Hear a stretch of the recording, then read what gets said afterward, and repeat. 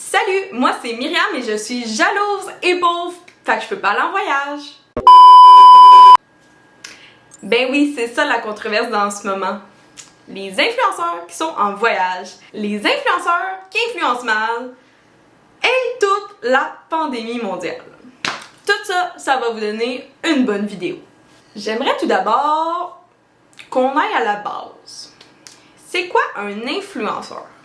Un influenceur, ben, c'est pas compliqué, tu vas sur internet comme moi puis tu regardes.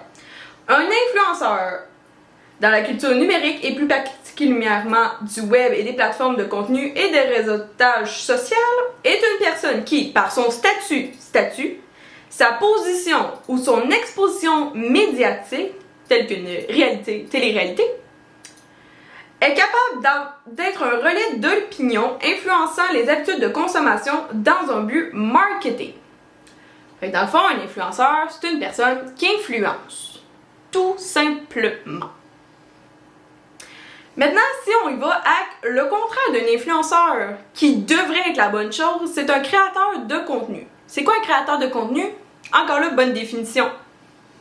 Un créateur de contenu va plutôt travailler avec des blogueurs, influenceurs, ainsi que des entreprises pour produire du contenu photo ou vidéo ou audio pour leurs réseaux sociaux à eux.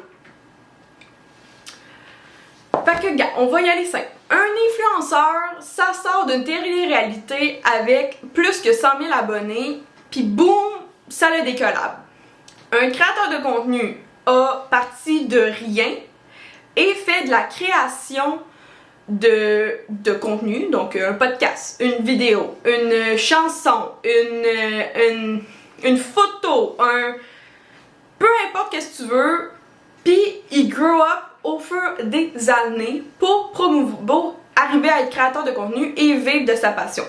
On peut inclure dans cette catégorie-là tous les photographes, les acteurs, les humoristes, s'ils veulent. On peut inclure absolument les youtubeurs, on peut inclure tous les chanteurs, il y en a plein qui partent de là. Puis qui, à la base, ces personnes-là, souvent, ils ont rien, puis ils grandissent, puis ils font leur communauté eux-mêmes. Fait que maintenant, oui, effectivement, on peut dire que s'ils ont 130 000 abonnés, ils l'ont mérité. Tandis que l'autre base, si t'es un influenceur qui sort d'une télé-réalité avec 100 000 abonnés, je m'excuse, mais qu'est-ce que t'as fait? T'as pas grow up à travers, tu mérites pas ta communauté, t'as rien fait à part aller à une télé-réalité. Je m'excuse, mais tes abonnés, t'es gagnés gratuitement, sans effort. Puis sincèrement, tu n'es pas un acteur parce que t'as été à une télé-réalité. T'es juste une personne qui a été à la télé, puis qui sort avec ben des abonnés. Vous voyez la différence? Moi, je la vois. Dans le fond aussi, ce qu'on pourrait déclarer comme un influenceur, c'est ta mère, ta soeur, ton père, ta cousine, le boucher du coin. T'influence à faire des choses, un achat, d'acheter un produit, de faire une activité. Ce sont aussi des influenceurs, ils ont juste pas 100 000 abonnés. La différence aussi, c'est qu'un créateur de contenu, pour faire de la pub, va créer quelque chose. Fait que, mettons, je vais prendre Jay de ton compte Instagram Technofou. Donc, pour te promouvoir un téléphone cellulaire, il va passer près de 20 heures, je pense, à faire une photo. Une! Tandis qu'un influenceur va prendre sa caméra, ou bien, en fait, non, son téléphone, va prendre son téléphone, va ouvrir, puis va dire « Hey, salut tout le monde! Aujourd'hui, j'ai essayé tel produit, puis ben, je te le recommande! » Et il vient de se faire du cash. Tandis qu'un créateur de contenu va passer des heures et des heures et des heures, va devoir faire approuver ses vidéos, va devoir peut-être recommencer sa vidéo, son podcast, sa chanson, sa photo, puis après ça, il va avoir de l'argent. Vous voyez la balance comme même pas égale? T'as quelqu'un qui travaille super fort, puis t'as quelqu'un qui travaille pas. Je m'excuse, mais sincèrement, c'est vraiment pas égal, puis c'est injuste envers la société. Ce que j'apprécie aussi des créateurs de contenu, c'est qu'ils vont aller chercher toujours en s'améliorant. Donc, ils n'ont pas juste un téléphone, eux, pour faire de la des posts. Ils ont une caméra, Des fois, ils ont même 2 caméras. Une caméra pour filmer, puis une caméra de vlog. C'est 2 choses différentes. Après ça, ils vont aller se procurer des éclairages, des softbox, ça coûte vraiment cher, des micros. Ils vont aller se payer peut-être quelqu'un qui va faire leur montage vidéo. Ils vont aller s'acheter peut-être... Ils vont peut-être demander de l'aide d'un secrétaire pour aider avec les emails. Ils vont avoir une agence pour pouvoir justement comme s'aider à faire le bon choix. Ils vont aller chercher du matériel, peut-être des formateurs, des coachs pour justement toujours aller plus loin et devenir de meilleurs créateurs de contenu. Tandis que si tu fais juste prendre à chaque jour ton sel pour dire ce que tu fais de ta journée, ta qualité est pas là, je m'excuse, mais tu travailles pas bien fort. Rendu là, je pense sincèrement que c'est pas de la faute des influenceurs, mais de la faute de la société. Je m'engage, moi aujourd'hui, après cette vidéo, à aller m'enlever toutes les mauvaises personnes que je suis. Parce que t'es pas parce que t'es un influenceur que t'influences bien la société.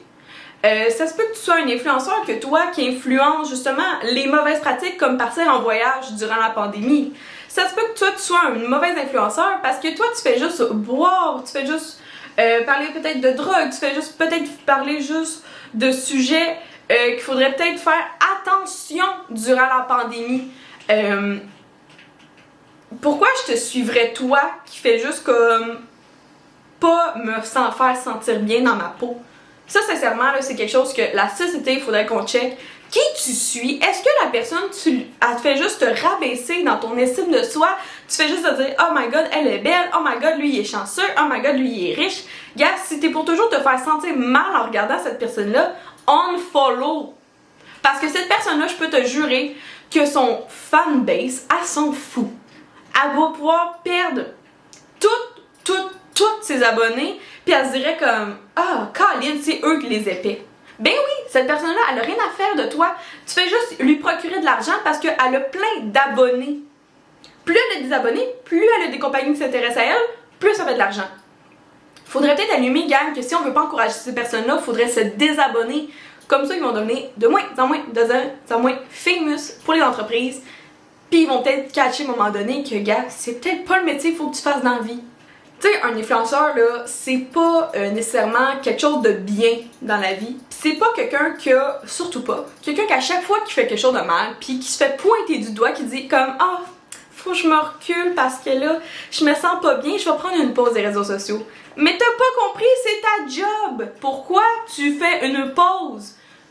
Allez, remonte tes culottes, puis va de l'avant, puis fonce, puis arrange-toi pour faire mieux. Voyons donc! Tu sais, dans la vie, si tu fais quelque chose de pas correct, là, tu t'en vas voir ton boss, tu t'excuses, t'assumes tes actes, puis tu t'arranges pour pas le refaire puis de le corriger. C'est un peu la même chose. Si t'es un influenceur puis tu fais quelque chose de pas correct, allô, c'est nous, tes boss. Viens ici, mets tes culottes puis excuse-toi puis assume tes gestes. Si en ce moment t'es en train de faire un voyage, ben assume-le, cache-toi-en pas. Puis aussi, dans ma tête, tu devrais au minimum beaucoup de respect envers les personnes qui font ton fanbase, qui font vraiment la base de ton entreprise. Parce que quand t'es un influenceur, t'es comme un travailleur autonome. Habituellement, là, t'es supposé. Fait que la personne qui est vraiment ton patron, là, c'est tes abonnés. Fait que tu devrais peut-être leur faire attention. Puis là, comme je vous disais, c'est aussi un problème de société, c'est un problème de population qui encourage ces personnes-là à faire ce qu'ils font dans la vie, influencer, même s'ils influencent mal. Puis c'est aussi un problème aux entreprises, parce que malheureusement, les entreprises font juste... ils cherchent juste des personnes avec beaucoup d'abonnés. Souvent, ça part à 1000. La plupart du temps, ça part à 5000. Mais beaucoup veulent minimum 10 000 abonnés pour justement faire la promotion de leur entreprise. Mais ces entreprises-là, ils cherchent pas un ambassadeur, ils cherchent pas un partenariat à long terme. Ils cherchent une personne qui va juste avoir le plus de visibilité pour son entreprise. Ils cherchent pas bien loin. C'est vraiment triste parce que le marketing d'influence, c'est énorme. Faudrait vraiment prendre le temps. Puis moi-même, je suis dans le marketing en ce moment d'automobile, puis je check le marketing d'influence, puis je suis comme pas sûre que c'est la bonne chose pour mon entreprise. Je cherche actuellement quelqu'un qui va être l'ambassadeur de ma marque. Je cherche quelqu'un qui va être je suis sûre à 100% qu'elle nous fera jamais honte. Je cherche quelqu'un qui va juste faire la promotion de mon entreprise. Parce que oui, malheureusement, il y a beaucoup d'influenceurs qui font juste faire du fast sponsoring. Ils veulent juste avoir le plus de contrats possible dans leur journée pour avoir le plus d'argent possible dans leur compte en banque, sans penser aux conséquences. Mais tu sais, tout ça, ça part aussi par rapport aux entreprises qui font le mauvais choix lorsqu'ils font du marketing d'influence. Donc parlons un petit peu des influenceurs qui influencent mal. Tout d'abord, je vous dirais que la première chose qu'ils font mal la plupart du temps, c'est leur partenariat. Donc comme je vous disais, en gros, il y a la meilleure personne pour parler de ça, c'est Audrey Charlie, ici Charlie, qui a changé. Elle a beaucoup parlé que tu devrais avoir entre 1 et 5 partenariats dans ton année. Fait que tu devrais peut-être, mettons toi tu vises, je sais pas, 100 000. Tu veux faire 100 000 en tant qu'influenceur, tu devrais être un créateur de contenu à la base. Tu checkes pour avoir 5 entreprises qui vont te fournir le 100 000 $. Tu devrais pas avoir 50 entreprises parce que ça devient redondant. C'est sûr que tu piétines sur une entreprise. Admettons que tu décides de faire une compagnie de vêtements, mais après ça, tu fais une compagnie de maillot de bain, puis après ça, tu fais une autre compagnie de vêtements, puis après ça, tu fais une autre compagnie de vêtements. Tu sais, la première personne, en tant qu'entreprise, je serais vraiment mad après toi parce que tu fais juste avoir plein de sponsors d'autres entreprises, puis j'ai pas ton exclusivité, puis je fais juste comme payer pour un influenceur qui, visiblement, ce qu'il dit, ça vaut rien. Parce qu'il fait juste parler de trop d'entreprises pareilles. Aussi, malheureusement, ces personnes-là, ils n'ont pas souvent, comme je vous disais, de formation, de notions, ils n'ont pas de métier, tu sais, ils n'ont pas étudié la communication, ils n'ont pas étudié le PR, ils n'ont pas étudié le marketing. Ils se sont juste lancés là-dedans parce qu'il y avait un fanbase, puis il y avait bien du following, puis ils pouvaient juste l'utiliser pour faire de l'argent. Mais, tu sais, comme, faut vraiment que tu penses au niveau... il y a plein de monde qui font des études, telles que moi, j'en ai fait des études là-dedans, puis j'en devrais en faire encore plus parce que j'ai pas toutes les notions. Tu sais, il y a beaucoup d'influenceurs, même proche de moi, que je vois, créateurs de contenu, excusez-moi, le rendu là, c'est deux choses différentes, mais tu mets le chapeau qui te tente, là, qui oublient les hashtags.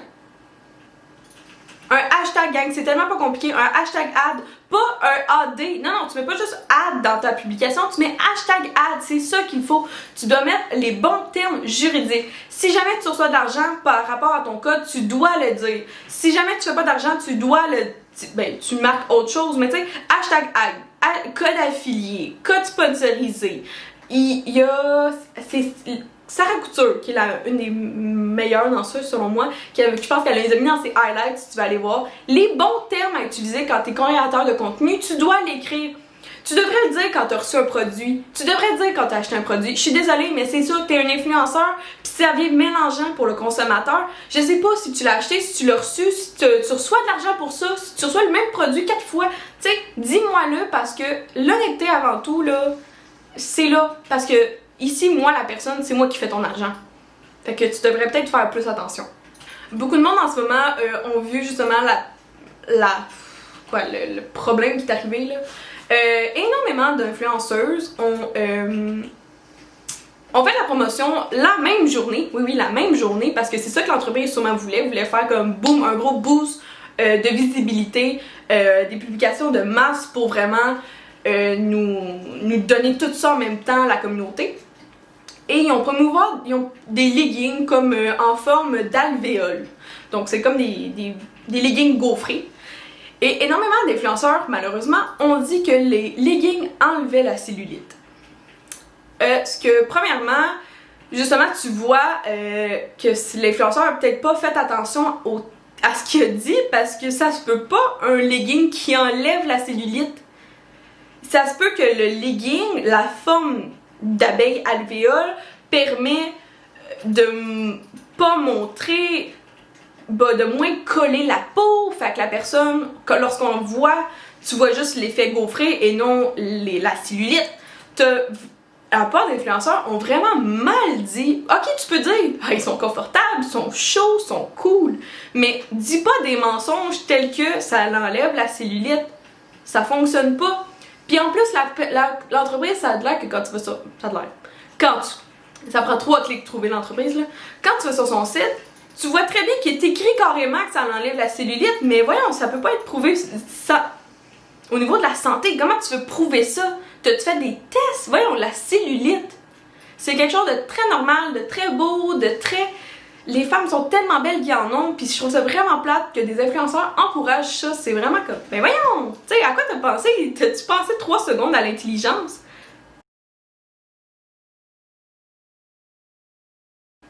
Puis là, le problème aussi, c'est que cette entreprise-là a tellement fait de publications de masse qu'ils n'y arrivent pas à fournir.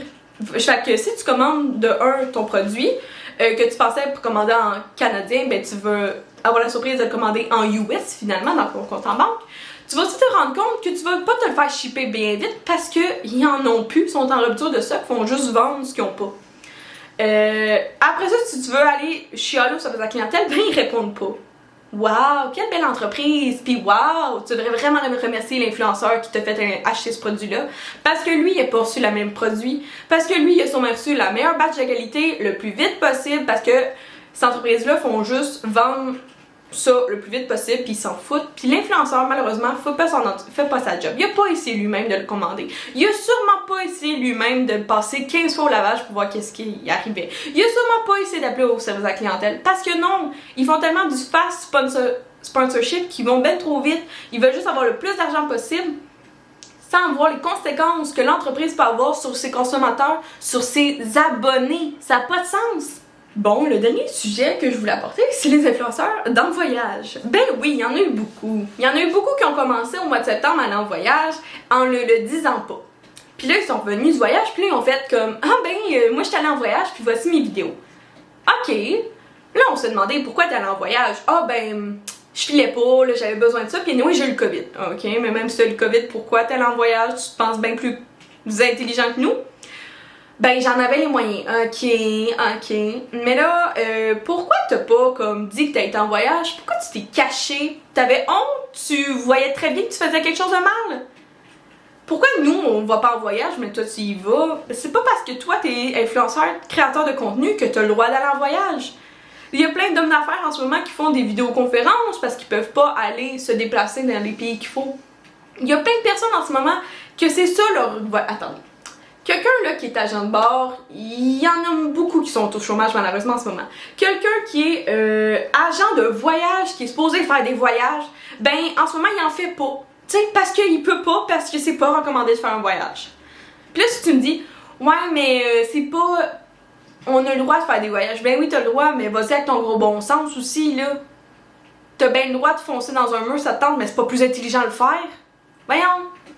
C'est vraiment plate en ce moment de ces personnes-là parce que c'est carrément comme s'ils promouvaient, ils encourageaient à faire un voyage. Mais voyons donc! À quoi tu penses? C'est une pandémie mondiale, pourquoi? Tu sais, t'as comme oublié un petit peu ton aspect de tu es un influenceur. Fait que t'influences c'est sûr à 100% que en ce moment t'influences les gens à aller en voyage. À quoi t'as pensé? Mais carrément, si tu vas en voyage, là, cache-toi, montre-le pas, laisse ton sel loin, fais pas de vidéos, fais pas de photos, montre pas qu'en ce moment t'es dans la piscine, à même pas 30 cm de l'autre personne, puis tu fais des cheers, puis vous buvez dans le même verre. Genre, montre pas ça. En ce moment, nous, on n'a même pas le droit de sortir sans masque, à part dans la rue, là, bien sûr. Là. Mais dès que tu rentres en quelque part dans un lieu public, t'es supposé avoir ton masque, mais là, toi, t'es dans une piscine. Mais pourquoi? T'as pas compris le principe? Puis la personne avec qui t'es allé en voyage, là, elle fait-tu vraiment partie de ta bulle familiale? Est-ce que tu vis avec cette personne-là? Ben non, parce que vous êtes 15. Fait que clairement que les 15, vous vivez dans 15 maisons différentes, puis vous vous permettez cette semaine-là de voyage d'être ensemble. Mais pourquoi nous, on n'a pas le droit? Nous, si on est 15 dans une maison au Québec, on s'entend qu'on se fait chier des tacs? Je vois pas la différence. Pourquoi toi t'es privilégié? Puis là tu viens me dire que parce que toi t'as de l'argent, puis que moi je suis pauvre, puis que je suis jalouse. Ben oui, c'est pas plus toi le bright en ce moment. Je te souhaite seulement de tout perdre ton fanbase parce que clairement tu le prends pas au sérieux. Vraiment. Puis je trouve vraiment plate parce que ces personnes-là font juste comme dire ouais, mais ma santé mentale, mais oui, mais ça fait 6 mois que je suis chez nous à rien faire, mais ma santé mentale ça va pas bien. Est-ce que t'as pensé à des pistes de solution? Est-ce que t'as pensé à voir un psychologue? Non, ok, parce qu'il y a un public qui est difficile. Est-ce que t'as pensé à avoir un psychologue privé parce que t'as l'air clairement d'avoir de l'argent? Non, ok. Est-ce que t'as pensé peut-être aller voir une thérapie? Tu sais, en ce moment, il y en a beaucoup, là, des thérapies sur Zoom. Est-ce que t'as pensé à checker ça? Est-ce que t'as pensé d'appeler ton médecin de famille pour déclarer que t'avais des problèmes de santé mentale? Est-ce que t'as essayé la médicamentation? Est-ce que t'as essayé de faire une retraite dans le bois? Est-ce que t'as juste essayé? Sincèrement, est-ce que tu as essayé de décrocher des réseaux sociaux? Est-ce que tu as essayé peut-être de te voir ou améliorer ta vie? T'as-tu essayé de refaire ton appartement? T'as-tu essayé de recentrer sur toi? As-tu essayé la méditation? As-tu essayé de prendre un bain? Je sais pas, avant de dire, ben moi je vais aller en voyage. Est-ce que tu as pensé aux autres ou tu es juste égoïste? Parce que vivre et laisser vivre, là, en ce moment, c'est plus vivre égoïstement, puis se foutre des autres. Puis je trouve ça vraiment plat, sincèrement. Si tu regardes ma vidéo, puis t'es juste comme un abonné comme moi, ben désabonne-toi, fais le bon choix. En ce moment, je crois vraiment que la mission à tout le monde pour 2021, c'est de se désabonner de toutes ces mauvaises influences-là. Parce que c'est pas vrai, parce que t'es un influenceur à 100 000 abonnés, que t'es un bon influenceur. Ça veut pas dire que t'influences bien, ça veut pas dire que t'es intelligent, puis ça veut pas dire surtout que tu fais du bien à la population. Je crois vraiment que si jamais tu as quelque chose à écrire dans les commentaires, c'est écris la meilleure influence selon toi, c'est qui? Le meilleur influenceur, le meilleur créateur de contenu, la meilleure personnalité publique qui influence très bien la population, c'est qui? Dis-moi dans les commentaires parce que c'est justement ces personnes-là que je veux m'entourer en 2021. Je vais finir la vidéo en disant que c'est mon opinion. T'es pas obligé d'avoir le même. Puis si t'as le temps d'avoir du hate dans mes commentaires, je vais juste te supprimer. Je t'avertis d'avance. Je suis désolée. J'aimerais ça avoir que du positif pour 2021. Puis si le chapeau te fait, ben il te fait. Puis peut-être que tu devrais poser tes questions, reculer dans ta vie, puis voir ce que tu dois faire de meilleur. Parce que malheureusement, être influenceur, même si c'est juste pour une année, tu peux faire beaucoup de mal, tu peux faire beaucoup de grabuge, tu peux faire beaucoup de mauvaises dépenses à tes abonnés qui vont juste perdre de l'argent, puis c'est vraiment triste. Puis ils vont juste comme peut-être eux-mêmes avoir des problèmes de santé mentale à cause de toi. Si t'es juste un abonné comme moi, je te conseille fortement de passer à travers la liste de tes abonnés, de tes abonnements, de voir aussi le marketing d'influence, peut-être te renseigner parce que c'est dur puis ça peut vraiment faire mal. Comme moi, j'en ai dépensé beaucoup d'argent sur certains produits que j'ai carrément pitché mon argent dehors, sincèrement. Puis, tu sais, faut vraiment que tu te poses des questions. Puis n'hésite pas à mettre ton opinion, puis n'hésite pas à confronter ces personnes-là qui influencent mal. Parce qu'ils ont besoin de réfléchir. Ils ont vraiment besoin de réfléchir. Puis je crois que les agences qui ont ces personnes-là, puis je crois vraiment que les entreprises qui engagent ces personnes-là devraient se poser des questions, sincèrement. Donc c'est un commentaire constructif, positif à écrire sur la vidéo. Je suis là pour discuter. Puis si t'es là pour me dire, ben je t'avertis d'avance, je vais te supprimer. Fait que, rendu là, fais attention à ce que tu dis. Parce que je suis juste comme une personne bien normale. Je suis pas un influenceur, je me considère peut-être comme une petite créatrice de contenu. Mais je sais que je peux pas faire autant de mal que quelqu'un qui peut en faire. En ce moment, il y en a énormément, puis je trouve ça vraiment triste. Fait que sinon, 2-3 personnes que je te recommande d'aller voir, ça serait OD Charlie, ici Charlie, sa vidéo YouTube. La grosse qui fait des vidéos 2. Elle a fait un IGTV, ça coche. Sinon, il y a aussi Brandon. Je vais vous mettre ça dans la liste en commentaire parce que il y a aussi, ce sont des personnes qui ont vraiment très bien écrit à ce sujet-là. Puis ce sont aussi des bons influenceurs. Non, des bons créateurs de contenu. Parce qu'ils font pas juste influencer, eux ils font du contenu pour vous. Donc merci d'avoir regardé la vidéo, puis nous on se dit à une prochaine fois. Bye tout le monde!